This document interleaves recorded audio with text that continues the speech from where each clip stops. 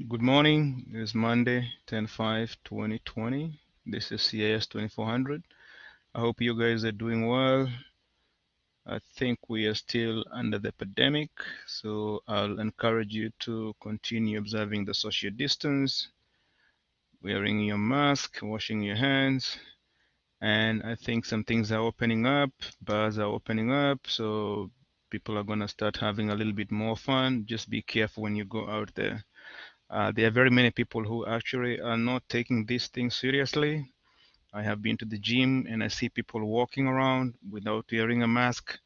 You don't want to risk because, from what the doctors are saying, even if you get it and recover, there is usually a chance that your lungs are going to be impacted or damaged. So let us just be careful and hopefully this thing will go away.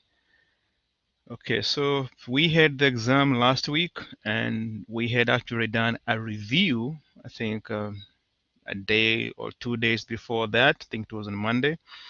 And I thought I went through most of the concept that you should have encountered in the exam, but I was a little bit disappointed. I think most of you did, I think, well. I think I had the highest was a 90, but I had a low of, I think, like 45.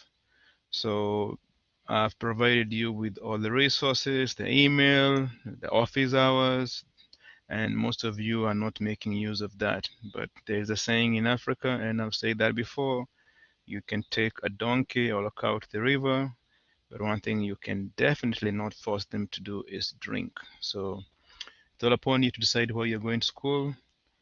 And remember, life goes on. You are going to school during what you're calling information age. You might have heard of the concept that the world is flat. That means that you're competing for jobs with people from China, from India, from Africa, and the same resources that you have, now they can have those resources because all what they need is the internet and maybe a dedicated instructor, professor, and maybe some motivation. So just take advantage of the resources that you have and know that you have a lot of potential. You have a lot of potential and you're going to school during a good time when hopefully the economy will pick up and then we can go back to how things used to be or even much, much better. With that being said, any questions on the exam?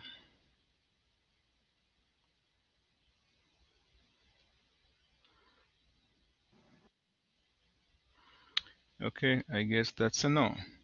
So let's make progress. I think we're in week 5. And what I intend to do today is I'll briefly mention some of the concepts from chapter 5, and then I'll walk you through the assignment and the discussion. And the discussion for this week, we're going to stick with the old system. So we'll just do the text. We're not going to do the video, the voice thread for this week, but we'll do that for next week. So I'm giving you some time. I think some people have to do some things with their hair, blah, blah, blah, and all that. So I'll give you some time so you can prepare for that. So we'll do that next week. So next week's assignment, discussion board, will be on voice thread. But for this week, it's going to be just a regular where you provide your input and then you go back and read other students' comment and then you at least comment on one or two of your colleagues' posts. So that's going to be the assignment for the discussion, and also I'll talk about the assignment for applying your knowledge. So far, so good. So let me briefly share the screen that has the instructions for the course material. We are in week 5. We're talking about the infrastructures and what you're calling sustainable technology. And I hope if I click here, maybe are you going to be able to see that? Let's see what happens if you can see book assignment. Oh, no, no, no, no, no, no. I don't want to go there. I want to go to the preview and then you can see my book. And I'll click on start reading. And I'm not planning to go through the whole book, but I just want to introduce you to where we are. So the reason why we are taking this class is so that we can understand how businesses use information system. Excuse me, you're taking a course in the School of Business, so that's where we're bringing the concept of management information system, because ultimately you're going to be managers. That's the whole idea, that you're either going to get a job and you work your way up to management, or you're going to start your own business and then you're going to work yourself all the way to management. And once you get that position, you're going to be in charge of other people in the organization, and hopefully that business is going to be using information system. So up to this point, we have talked about information system, and we said information system is made up of what you're calling the hardware, the software, the people, and what you're calling the procedures or processes. Okay, so that should be now clear. Now we move from there, and now we talk about what you're calling infrastructure. So we have management information system, and then we have infrastructure. And like I mentioned before, we use the language that is very conversant. You've heard of what you call the transportation infrastructure. Okay, so if you want to move from here to London, for instance, you hopefully will get in an Uber that will take you to the airport, and during that location, that distance from your house to the airport, you're going to use roads. So there is what you're calling the road infrastructure, and then you'll get to the airport. You have the air infrastructure, and on like that. So you take that concept, transportation, and now you bring it to information system. So, and then you add the concept of management. So we end up with what you're calling management information system. Okay, and the definition of management information system is simply the plans for how a farm will build. So how is it that a farm is going to be able to build, deploy, use, and share its data? Now we know what is data facts, and then you say processes is how a business accomplishes certain tasks, and then what you're calling the MIS assets, or management information system assets. If you are working in an organization and you are using information system, you are part of the organization, and that's part of the asset. Okay, so at least understand that. From that concept of transportation, we bring that concept to information system, and we have that concept of what you're calling the MIS infrastructure. Okay, so a solid MIS infrastructure, or something that is good, can reduce the cost. Remember, why do businesses use information system? They're using information systems to improve their what? Their business operations, that they can minimize the cost. Okay, minimize the cost. Instead of having a messenger who is moving letters from one office to the other one, you can simply use an email. Most of the offices nowadays actually don't have a messenger. That used to be actually a job that people used to do in the old days. And you'll go to very many people's offices and you'll find a tray that used to have in and out. And somebody will come in, drop some letters, and pick others and move around from each office doing that, like how the mailmen do. But now we don't have that because we have information system. So information systems have allowed businesses to reduce cost. Also improve productivity, because what will happen is you have those letters that are waiting on somebody's in tray, and somebody has to sign that. If that person is not in on that day, whatever those letters are going to be about cannot be completed. So that lowers the productivity in the organization. With information system, you can sign those things from your home. If you're traveling and you have access to a computer, you can still continue working. So that helps in improving productivity. Optimize business operations. We make it much more efficient. Okay. And then you generate the growth. The business can grow, the business can expand. Okay, you're able to generate more resources. If it's production, you can improve production. If it's a school like NCCU, we can get more students, because we don't necessarily need to go and visit every student in every high school. We can actually send them emails. We can do virtual conferences and tell them about the benefits of coming to Central. So that way we are able to grow, we're able to have more students. And at the end of the day, we increase profitability, because remember, profitability is what? Is the revenue minus the cost. If your business is growing, if you have more sales and you're reducing the cost, then you're increasing your productivity. So that is the whole idea about why businesses use management information system.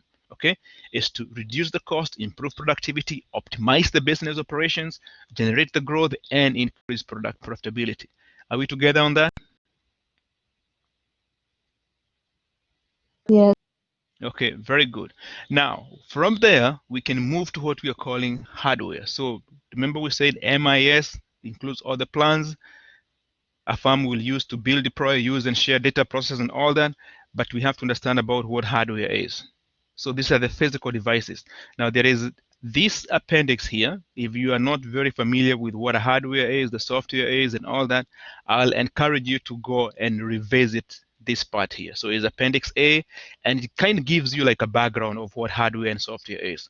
And one of the reasons why we are doing this is because in the earlier sessions of CIS 1100, earlier versions of CIS 1100, we used to cover concepts in hardware and software and Microsoft Excel and PowerPoint and Word and Access. We don't do that now because we are assuming that most of you have done these things in high school and even some of you all the way to from elementary and middle school.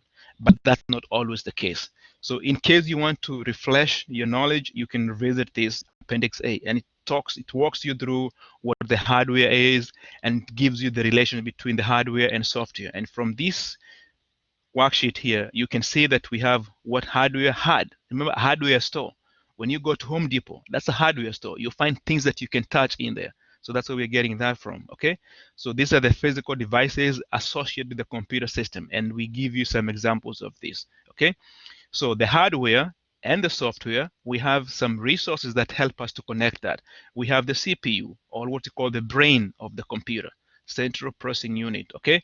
And then we have the RAM, random access memory. So that is the memory of the computer. It helps the computer be able to store instructions. Then we have input. How do we communicate with the computer? Through what you're calling input, okay? How does the computer communicate with us? That's the output, okay? And then we have the storage. The computer needs to have a way to store what? Some information and data and all that. And how does it do that? Through what you're calling the storage devices. And we have the DVD, memory stick, hardware, and all that. And then we need to be able to communicate with other people or with other resources using the computer. How can we do that? We can use what you're calling a modem. Okay, so if you are CIS major, you probably should know that modem stands for modulator demodulator. And now you can take that knowledge of modulation and demodulation into what you call the analog and the digital signals.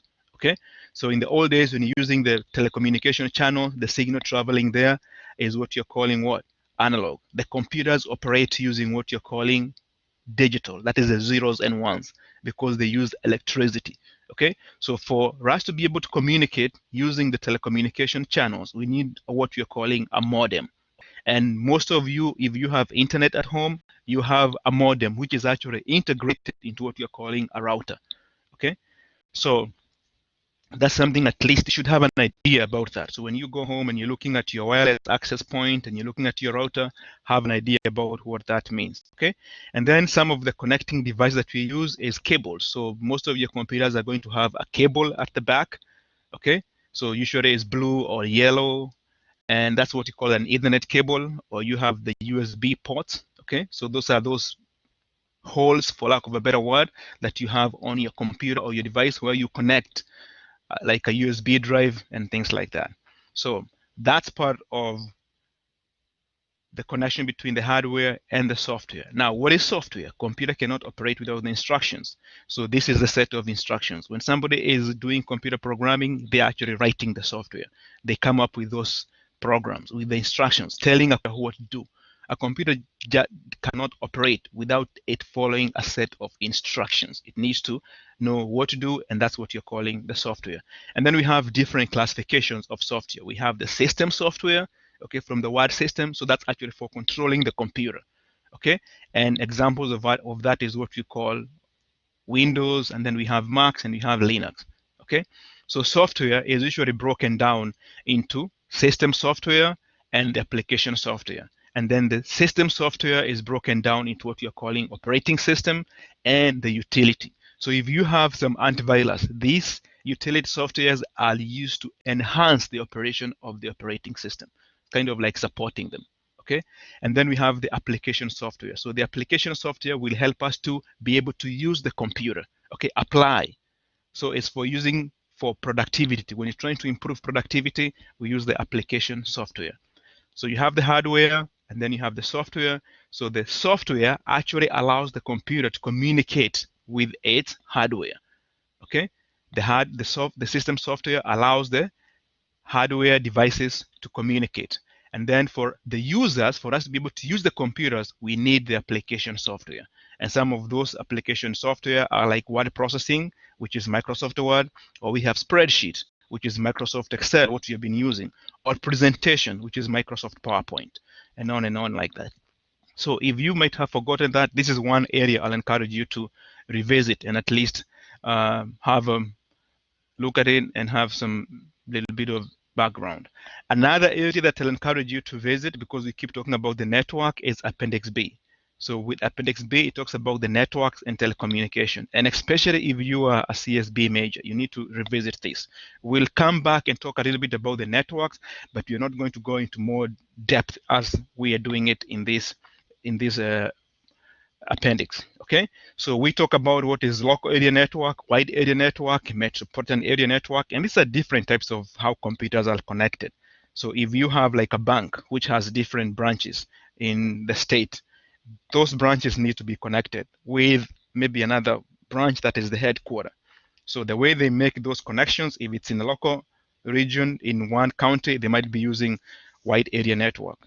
At Central, when you go to a computer lab and that computer lab has one printer that you can use to print, we are using what is called local area network. All those computers are connected to that one particular printer. And that's another way that you can actually improve productivity and also lower the cost for the organization, because you don't need every printer for every computer.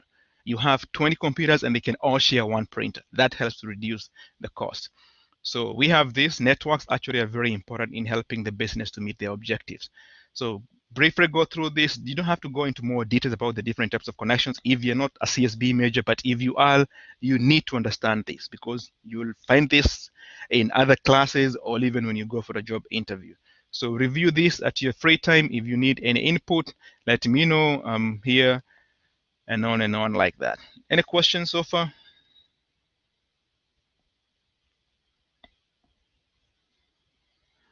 Are we making sense?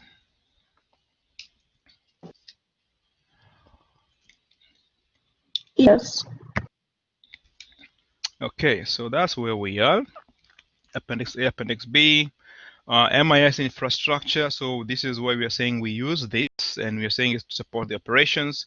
Now we talk about what is backup. So there was actually a very good write-up that was in your book, and I don't see it here.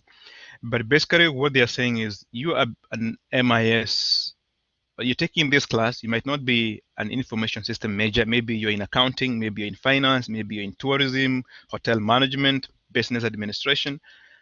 You don't need to go into more details about like the technical part of how we can support operations using information system infrastructure, but at least you need to have an understanding of what is backup. Okay, because what's going to happen is you're going to be working on a file or on a project, and then something happens to your computer, and because you have not done the proper backup, you might end up losing very important data or information. So at least know about a little bit of backup, know a little bit about recovery. Okay, so how do companies ensure that if something happens to their infrastructure, they are able to recover? Okay, disaster. We are going to encounter disasters. Some of them are going to be man-made, some are going to be natural. Okay, we had 9/11. We usually have hurricanes in North Carolina, a lot of hurricanes in the coastal area, and sometimes they actually come internal and they might end up destroying businesses. So we need to come up with what you're calling recovery techniques. Also, business continuity planning. So what happens if something happens, if there is a disaster in your organization? Okay, the organization has to happen, act to continue. Remember, we're in COVID. So COVID actually is a type of disaster, because what happened is when COVID came, very many businesses had to close, but we needed to have a business continuity planning. And remember what we did after Thanksgiving, after spring break, I think we transitioned to online. Okay, so the university had a plan of how to continue operating, and now we are working on plans on how we are going to be doing this in the fall, in the spring, and on like that. And most of the companies also have the same, because most of the companies are still operating. So when there is a disaster, you need to come up with a plan of how you're going to mitigate that disaster, and then you come up with what you're calling a business continuity planning. Okay, so with agility, MIS, this is going to help us to work with things like accessibility. So make sure that you have information system that's going to be accessible. So in case there is a change in the organization, either because of a disaster, that people can still continue operating. And that's why sometimes we have backup system. We have some system that we call that can come up with when a system fails. and on like that. Okay, reliability. How reliable is the system? Usually, you might have experienced this, like November, after Thanksgiving, there's that Black Friday when people go on most of the stores and they buy, and then after that there is the Black Monday where people go on the internet and they buy a lot of stuff, and some of the companies' systems actually crash because of that. So for a company, they have to make sure that the systems can handle that sudden growth. And that's part of what you're calling reliability and then scalability and all that. So we'll talk about this in a few minutes. And then in terms of sustainable, so agility comes from the word agile, something that can change quickly. Okay. Now sustainable means that is going to be able to continue operating even after some time. So with that, we talk about what you're calling grid computing. So this is something that might be new to you. Some of you might have heard about it, but with grid computing is whereby if you imagine your computer is supposed to be when the computer is designed, it's supposed to be operating at 100%, but your computer rarely reaches maybe 40% operation. So what usually happens is with grid computing is whereby you can actually give away some of your computer processing power. So we have some programs that have been written and they are, for instance, trying to find the cure for cancer. And for them to do that, they have to do a lot of run a lot of data. So they have programs that require a lot of computer resources, but they can't afford that. So what you can actually do is you give away some of your computing power. So because you're only using 20%, you can give maybe 30% of your computer, and what your computer is going to do is going to be given a piece of the work, and then it's going to do a little bit of that computing and then give it back to the other computer. So we have very many computers all over the world giving their processing power, and that's part of what you're calling grid computing. Now with cloud computing, it's just from the word cloud, we have clouds out there. Okay, so basically what we are doing is instead of a company buying their own resource, like buying their own computers, you can actually rent the computing power from another company. Okay, so that's part of what you're calling the cloud computing. So all your all of your operations are going to be done by another company, okay, out of the organization. So that's why we are calling it cloud, because you're assuming is the processing is happening out there in the cloud. And then with virtualization is from the word virtual. Okay, we are familiar with virtual reality, not really. Okay, so with virtualization is whereby you can have one computer and then that computer you make it behave like it's two computers. So what I mean by that is usually when you have one computer, you'll be only running one operating system. So you have a computer that has only Windows, or you have one computer that is a Mac. But with virtualization, you can actually have a computer that is running both Microsoft operating system like Windows 10 and also is running a Macintosh operating system. Okay, that's what you call virtualization, and that helps to improve the operations in the organization, improve productivity, lower cost, and on like that. Are we together?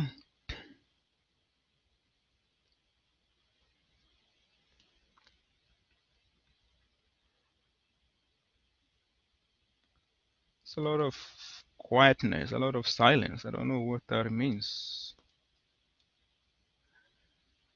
Okay, so this walks you through some of the things that you've been aware of with backup and recovery, and you talk what is a backup, exact copy of the system, recovery, ability to get a system up and running, and we have failover, a specific type of fault tolerance. So this is another term that at least should have an idea of what it means. Ability of a system to respond to unexpected failures or system crashes as the backup system immediately and automatically takes over with no loss of service.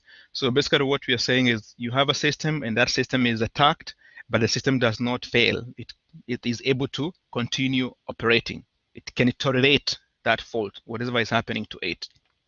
And then you have fail over, okay? So a redundant storage server. So basically what you do is you have two computers and one computer is running. If something happens to that computer, the other computer picks up. So it's kind of like in a relay whereby you run, and then when you're just about to get exhausted, you pass over the button and then the other person picks up and then they go and they keep moving, okay? Now, failback is when the primary machine recovers and resumes operation. So you can think of it as a relay whereby it's two people who are running. So you run your part, you're almost exhausted, you pass over. That's fail over. And then that person When they finish their part, they come back to you and they give you back the baton. So that's the failback, because you'll have regained, you are now energetic, and then you can continue. Okay, so that's part of what you're calling fault tolerance. At least have an idea about those, because when you go to work in a company, you might experience that. You might not be the one who is doing the technical aspect, but at least understand the knowledge part of it. We talk about carbon emissions and power and things like that, and that's why we say anytime that you actually go to the internet and you're checking the status of your, what is it now, TikTok or whatever you have, that's using a lot of energy. Okay, and if we're trying to be more conscious, we hopefully should try to reduce that. So disasters will occur. So how do we recover from that? Okay, so these are some of the things that can actually lead to disasters. So there is disruption in communication, physical infrastructures, so fire, flood, these are the things that can happen. Transportation, we're not able to transport our products to the market, utilities are blocked, and on like that. The key thing is to have a disaster recovery plan. Okay, and this is some of the techniques that some of the companies use. So you might hear of something called a hot site. Okay, a separate and fully equipped facility where the company can move. So actually, the president is now in what? In the hospital, but he's still operating. So basically, what they have is actually they have a hot site at the hospital, because he was able to move his operations from the White House, and he was able to go to where? To the hospital, and he's still continuing to discharge the duties of the president. Okay. Now, a cold site is a separate facility that does not have any computer equipment, but is a place where employees can move after a disaster. So if your headquarter is impacted, then you can move to a cold site. So here we don't have any computers, but companies should be able to set them up immediately. So the main difference between a hot site and a cold site is that the hot site is ready. Once you get in there, everything is working, you can log on and you can continue operating. And then we have a warm site. So what we do is we have computers that require installation and a little bit of configuration. So it's not completely operating. So at least have an idea about what a hot site is, a cold site, and what a warm site is. So this is a chart that most of the companies follow. So when they're talking about disaster management, companies have to follow that. And we did do this at Central. Maybe they did not technically do this, but we have to do it and look at, this is the number of students, this is our revenue. So how many classes can we offer online? How many do we need to offer on campus? How is this going to impact our bottom line? Okay, so this chart is made up of two curves, and one curve here shows the cost to the organization of the unavailability of information and technology. So what do we mean by this? Remember, if you have a company like Amazon, Amazon does most of its business on the internet. If their computers go down, if their servers go down for maybe 1 hour, that can be significant loss to the organization. Okay, so they need to come up with a plan and count and see if our servers are down for 10 minutes, for 20 minutes, for 1 hour, what's going to be the impact to the organization. Okay, and then you also look at the cost to your organization to recover from what? From a disaster. So if the servers go down, you're going to lose customers, and some people will cancel their orders, and on like that. So you need to be able to compute all that. And what you're saying is, when you're coming up with your disaster recovery plan, you need to make sure that most of the companies actually will have a value, this point where these two curves optimize. And that's where you want to make sure that your disaster recovery plan hits that. It targets that. Okay, so you're looking at the loss, what is going to be the loss, and how much is it going to cost you to get back to how things used to be. Are we together?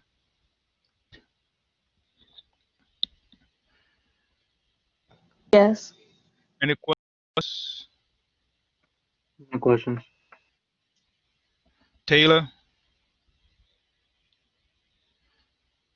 No questions. Okay, so business continuity plan, emergency preparedness. I mean, you've heard of FEMA, so that's the same concept here.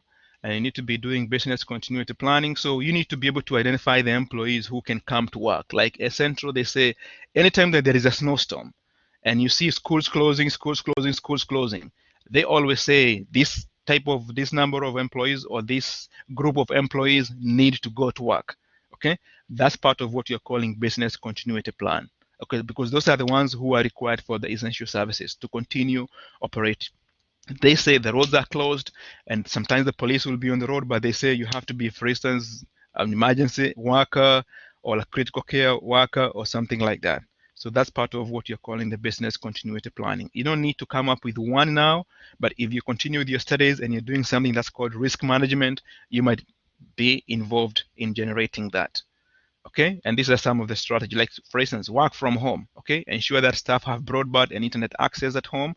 Now when we transitioned to the online classes, the school was offering computers to some of the students because not everybody who has a personal computer, and I think the school is still doing that. So in case you know somebody who is still looking for a computer, I think the school has some and they are willing to lend some of those to the students. That's part of business continuity planning. Okay, relocate the staff to another company office, that can happen. Okay, move staff into a local or nearby hotels and set up a temporary workspace. Okay, some of the companies will do that. Okay, then you do the impact analysis, emergency notification, all the way like that. Okay, so for technology, you also have some of the things that you can do with that. Okay, so you have some of the strategy that you can use, and you're looking at things like the hardware. So remember, we talked about the hardware things that you can touch. By now, you should know, you should be able to know what a server is. Okay, so when you go to a restaurant, you have people who are giving you food, who are providing you the services. In the MIS field, we talk of servers. These are very powerful computers. They have the resources. So when you go to Blackboard and you are accessing the Blackboard resources like we're doing now, there is actually a computer that has all that you see on Blackboard. That's what is called a server. Now, your computer that you're using to access Blackboard is what you call a client. Okay, so you'll hear of the server and then of the client, and then we have wireless devices. That's what some of you are using at home. Okay, so that's part of that. Software, we're looking at the applications. Okay, so payroll, that's part of a software that we can use. Messaging, another type of software that we can use. And then we have what you're calling the data center. Remember, we said we are living in the information age, but for us to get the information, we need to have data.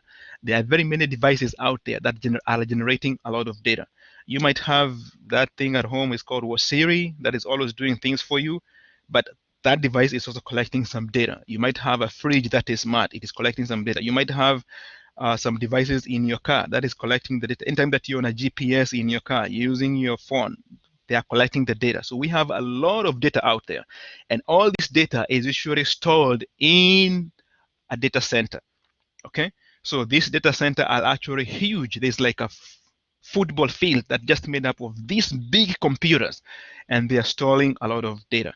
Now, for those computers to be able to operate, they need power, and they generate a lot of power. Okay, so they also need to be secure, because if somebody walks into those facilities, they can actually cause a lot of damage. So when you have some time, just do a simple Google search and go to something and type something like Google Data Center.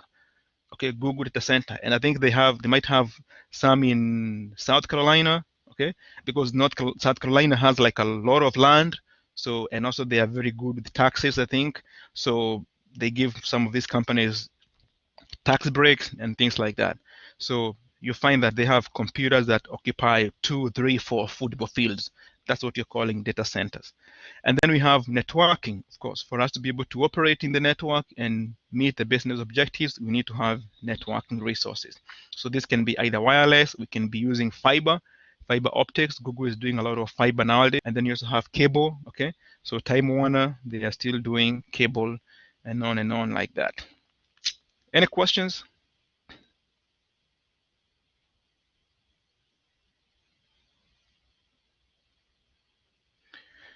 So the reason why we're talking about agility, we said agility is the ability to adapt or change. So if you have a company that grows by 50% in a single year, its infrastructure, remember the hardware, the software, and systems must be able to handle a 50% growth rate. Okay, so if they cannot, they can severely hinder the company's ability to not only grow but also to function. So that's why we need to have an agile MIS. And we go ahead and we say these are some of the characteristics of an agile information system. So what you might see in the exam is they might actually ask you what is accessibility, how do you define that, okay? Or they might give you a list and they ask you which of these are example characteristics of an agile MIS infrastructure, okay? So accessibility from the word access, okay? Valuing levels allow system users to access, view, or perform the operation functions. So you are able to access Blackboard. You can go to Blackboard and you can view resources on Blackboard, okay? Availability, the system or operation is available during different time frames. If you go to Blackboard, like when you're doing your assignments, you can go there at 3 a.m., 4 a.m., 5 p.m., whatever time you have. That's availability. So that's part of what you're calling agility. Maintainability, from the word maintain, okay? Portability, port. Remember the port of entry? So the system is available to operate on different devices. So basically what we are saying is Blackboard, if you have a Mac, you can access Blackboard. If you have a PC, you can access Blackboard. If you have a phone, you can access Blackboard. That's what we mean by portability, from the word port. Move from one location to another one. Reliability, from the word reliable, okay? So that system is going to be reliable. It provides you with accurate information. You don't go to Blackboard at 4 a.m. and you find that the assignment is not there. If you go, hopefully, and then you go at 5 p.m. and you find that the assignment is there. You want to make sure that the information, the system is reliable and is providing accurate information. Scale, from the word scalability, it can scale up or adapt to the increased demand or the growth. Like I mentioned about that example of those companies that fail during the it's called Black Monday, I think. Is it? Is it the big shopping spree on the internet after Thanksgiving? What is it called? You guys are gone? Sire? Sia? Black Friday. Black Friday. Okay, yeah, Black Friday, that's the one. Okay, so some of the companies' systems are not scalable. They are not able to handle that increased what? Demand. And what happens is they do what? They fail, okay? And this also happens. Sometimes you organize a party and you invite 5 people, but what happens? Everybody brings a friend, okay? You should be able to scale. You might maybe have to go back to your fridge and bring in some what? Some more food or some more drinks and things like that. And then usability, from the word use, okay? So it's easy for the users to do what? To learn, and is efficient and satisfying to use. So these are some of the characteristics of what we are calling Agile MIS. Any questions?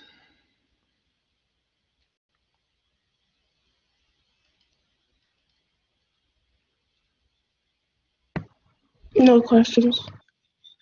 Okay, so that talks about all those. I'm not going to go back to them. Usability, read a little bit about that. And the next piece that I'll briefly mention about is sustainability. So sustainability is actually now a big thing, okay? Because you're talking about the environment, and depending on which political political leaning you have, we have this concept of the big green deal, something like that. And we have some other people who are leaning on drill baby, okay? So sustainability. And basically what we are saying is you have to look at the environmental impacts that are going to be associated with the MIS, okay? And then explain some of those concepts. So this guy called Gordon Moore, he's one of the people who founded Intel, and he had this concept of what's called the Moore's Law, okay? And he says that the computer chip performance per dollar doubles every 18 months. So that actually has already been achieved. And what happened is, in the old days when the computers came up, they had what's called a computer chip, and we're trying to say that the computing power of that computer chip is going to increase every 18 months. It's going to double every 18 months. So if it took the computer 2 minutes to do 2 plus 2 equals to 4, 2 minutes. After 18 months, it should take the computer 1 minute. And then after another 18 months, it should take the computer 30 seconds, and on like that. And also, they said the chip, where the set where those instructions for doing that computation are based on, was supposed to be shrinking in size. So that has already been achieved. And now we're actually moving to something called quantum computing. So if you're a CSB major, you should have at least an idea of what is quantum computing. You should also have an idea about what is Moore's law. If you're not a CSB major, have that idea, have that knowledge, but it's not like gonna make or break you. Now, if you go for a job interview and you're talking about those concepts, they might impress whoever is doing the interview, because there's nothing wrong with being widely read. The more you read, the more knowledgeable you have, and hopefully the better your decision making is going to be. So we have this concept of the green MIS, or what you're calling the green computing, which is a subset of sustainable MIS, and it talks to the environmentally responsible use, manufacture, and disposal of technology products and computer equipment. Apply your knowledge assignment this week is actually based on this. Okay, so it's going to be based on sustainability, how companies are using, recycling, and trying to minimize what we call e-waste. Okay, so a green personal PC is built using an environmentally friendly materials and designed to save energy. Building sustainable MIS is a core initiative and critical success factor for socially responsible corporations. Okay, so three pressures driving sustainable MIS infrastructure. We have carbon emission. So you're trying to reduce that, the carbon footprint. Energy consumption, the amount of energy that you're using is getting much, much, much more. We're trying to reduce that because people have tried to, there's evidence showing that there's a relationship between global warming and energy consumption. And then e-waste, so discarded, obsolete, or broken electronic devices. If you have those old TV that had the cathode ray tube, they always tell you don't throw them in the trash, although some people do that because they have mercury, and mercury is not good. Okay, mercury can cause cancer. So we are trying to minimize e-waste. The same thing with the computers. When you're done with the computer, don't put them in the trash.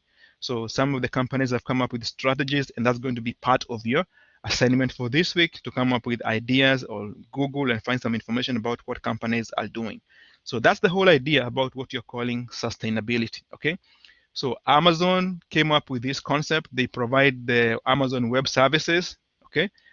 AWS, you might have seen that, is a cloud computing. So cloud, remember, cloud is computers that are, they're actually not in the cloud. So they have a location where they are, but people who are using them, they don't know where those computers are physically located. So we just assume that they're in the cloud. And the way they represent that is using actually a picture of a cloud. Okay. And we are using the web services is a cloud computing on demand. The same way when you go to your cable and you want to watch a movie, you can do that on demand. Okay, like last weekend, but one they had some boxing, and usually sometimes I'll pay for on-demand boxing. You pay some money, you see some people, two guys fighting, blah blah blah, things like that. And there are very many other shows that you can do that. So you pay as you need. Okay, pay as you go. Okay, so they can be used to store database, okay, applications and other resources through the cloud services platform, and you access them through the internet. And the payment is, like I mentioned, is pay as you go. So read a little bit about this. I'm not going to go through all this, but this is one of the services that Amazon is providing. Okay, so we have a lot of electronic waste because of sustainability and also because of the growth in Moore's law. Because what happens is, based on Moore's law, what they're saying is every 18 months, people need to buy another computer because you need to improve your what? Your computer output and your productivity. So what happens to the old computer? So that is junk. So we have a lot of e-waste. And we have seen that even with the phone. If you look at the development in the phone technology within the last 5 years, you can see the progression. Apple used to come with a phone every, I think 2 years, and then they changed to every 18 months, and then every 1 year. Now it's almost like every 6 months. And people are updating new phones, new phones, new phones. What happens to the old phones? That is waste. Okay. So we need to come up with techniques or strategies that we can use to help us to sustain MIS and also reduce what we are calling e-waste. So that's basically what this is all about. Energy consumption, amount of energy consumed by a business, process, and systems. So if you look at a home that was built maybe this today or this a year from today, and you look at another home that was built maybe 10 years ago, and you look at the energy consumption in those homes, you'll find that the home that was built a year from now, from like last year, I'm getting my words all up. So you have more devices in that home that are using energy, and therefore there is more energy being consumed by that home. Now, some of those might be actually efficient.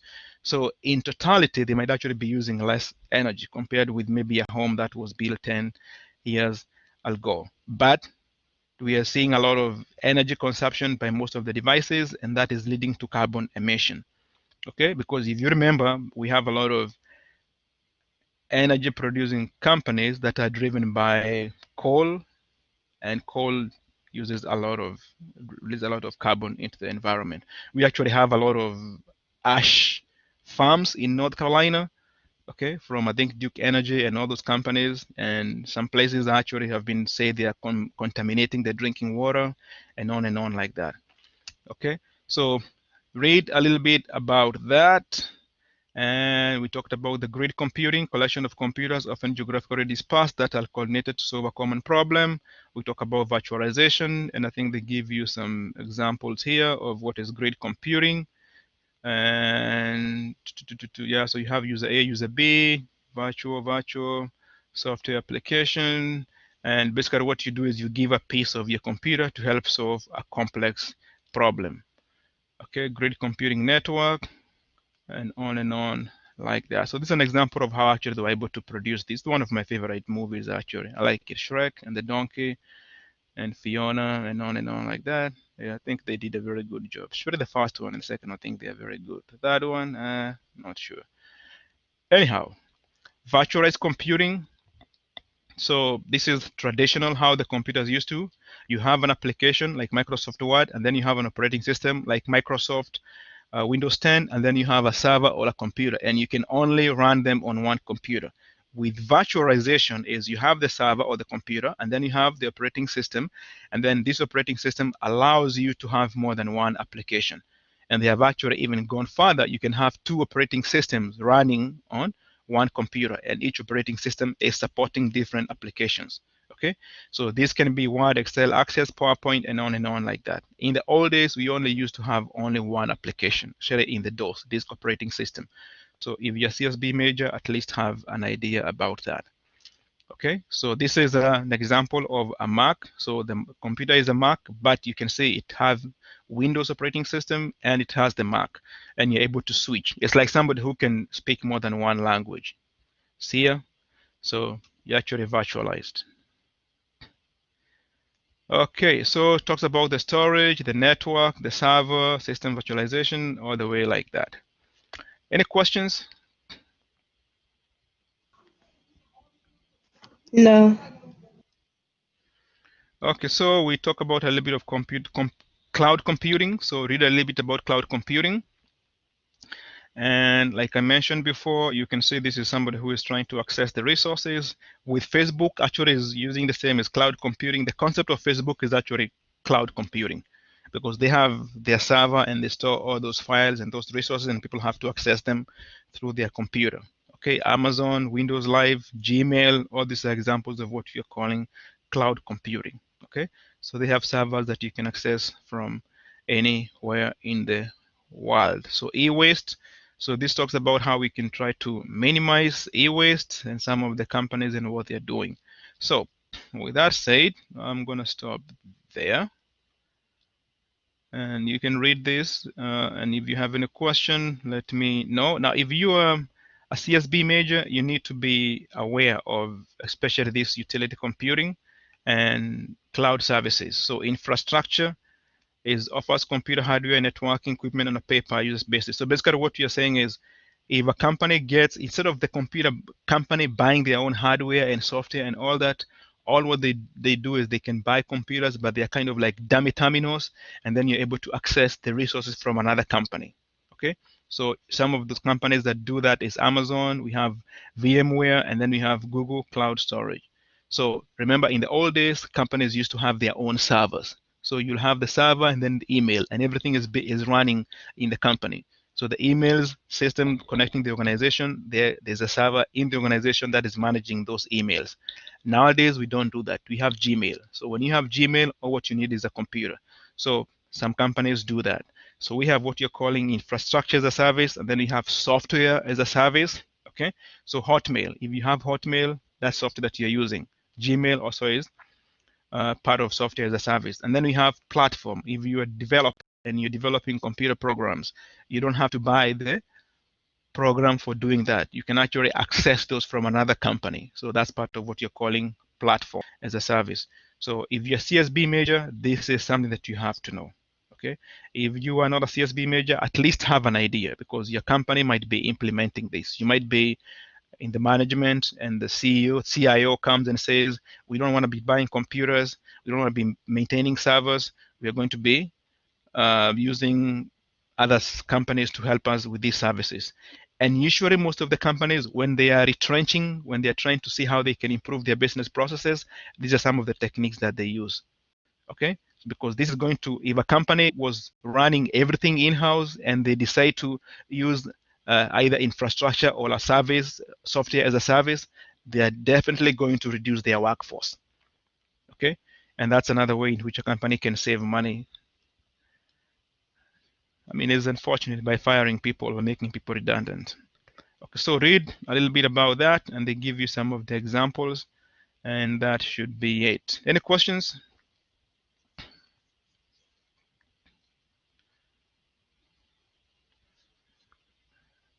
Okay, so if there are no questions, then what I'm going to do is I'm going to share with you the assignment for this week, and this should take maybe 5 minutes, and then we should be out of here. Exit that, exit the assignment, and it's going to let me return to Blackboard. Okay, so when you go to Blackboard, this is apply your knowledge.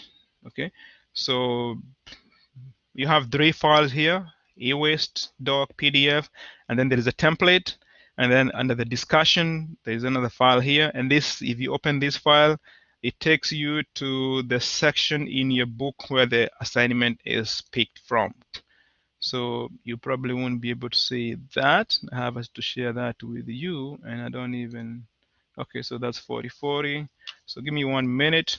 I'm gonna share, actually I don't need to share that because you can read this. So this assignment, come on. The document that I was talking about, this document here shows you where the question on cloud computing is taken from your book. So if you want to read a little bit more, you can go there and then read.